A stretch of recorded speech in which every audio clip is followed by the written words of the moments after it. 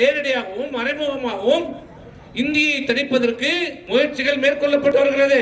இன்றைக்கு நாம் வழங்குகிற கடவுளையே மாற்றுவதற்கான முயற்சிகளை இன்றைக்கு செயல்படுத்திக் கொண்டிருக்கிறார்கள். நம்முடைய தமிழ் தெய்வத்தையே இன்றைக்கு மறைக்க பார்க்கிறார்கள்.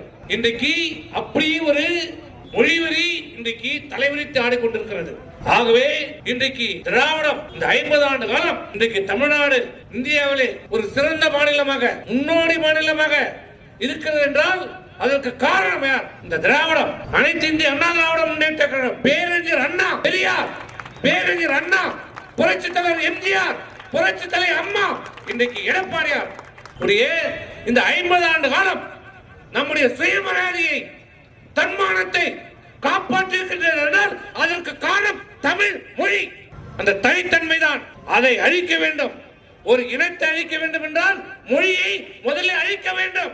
தமிழ் இனத்தை அழிக்க வேண்டும் என்றால், இந்த திராவிடத்தை அழிக்க வேண்டும் என்றால், இந்த வரலாற்றை அழிக்க வேண்டும் என்றால் முதல்ல மொழியை அழிக்க வேண்டும்.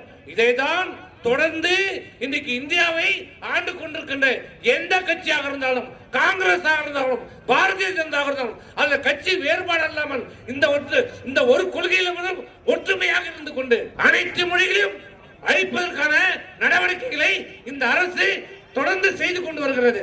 அதை இங்கு இருக்கின்ற சில அதுக்கு துதிப்பாடி கொண்டிருக்கிறார்கள்.